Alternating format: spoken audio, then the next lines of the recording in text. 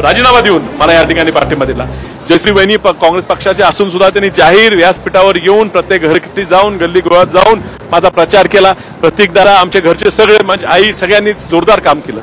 हे सोडून मला स्वर्गीय कदम साहेबांना मानणारा ह्या जिल्ह्यात ह्या राज्यात खूप मोठा गट आहे। ह्या सर्व गटांनी माझ्या मागे माझी पाठराखण केली, मोठ्या मताधिक्य मला दिलं। स्वर्गीय आराराबा पाटील साहेब यांचाही मानणारा ह्या जिल्ह्यात मोठा वर्ग आहे। त्यांचा जो मतदारसंघ आहे विधानसभा मतदारसंघ जे सुमनताई दादा नेतृत्व करतात तो स्थानिक संजय काकांचा म्हणजे मावळत्या खासदारांचा मतदारसंघ आहे। त्या मतदारसंघात सुद्धा मला मताधिक्य मिळते। याचं कारण म्हणजे स्वर्गीय आराराबांचे माझ्यावर असलेले आशीर्वाद। स्वर्गीय अनिल भाऊ बाबर यांचं 2-4 महिन्यापूर्वी निधन झालं। ते ज्या मतदारसंघाचे आमदार होते त्या मतदारसंघातले आणि जिल्ह्यातले त्याला मानणारा पूर्ण वर्ग हा माझ्या पाठीमागे राहिला। जवळजवळ 17-18 हजार मताचं मताधिक्य मला त्या मतदारसंघातनं मिळताना दिसते। हे निश्चितच त्यांचे सगळ्यांचे आभार मानले पाहिजेत। विट्यासारख्या शहरात सुद्धा नगरसेवकांनी सगळ्यांनी माझ्या पाठीमागे यायचा निर्णय घेतला।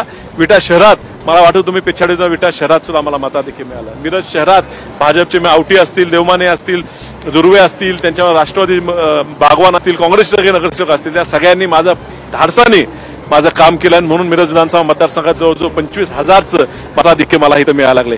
सांगली मतदारसंघात सुद्धा 18 ते 20,000चं मताधिक्य मिळाले। सांगलीतले काँग्रेसचे सर्व पदाधिकारी हे माझ्या पाठीशी राहिले, ह्यातनं सरळ दिसून येते। हा विजय हा जनतेचा आहे।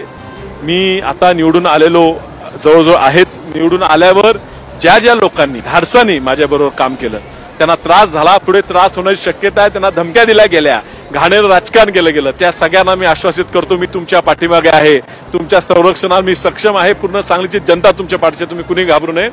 ज्या लोकांनी मला मतदान केलं नाही, काय तुमच्या अडचणी असतील, मी काय आकस नाही, माझा कुठलाही राग नाही। मी निवडून जाताना मी सांगली लोकसभा मतदारसंघातल्या प्रत्येक व्यक्तीचा खासदार म्हणून या ठिकाणी काम करणार आहे। कुठलाही त्रास तुम्हाला देणार नाही, तुम्हाला सगळ्यांना सोबत घेऊनच मी या ठिकाणी काम करणार।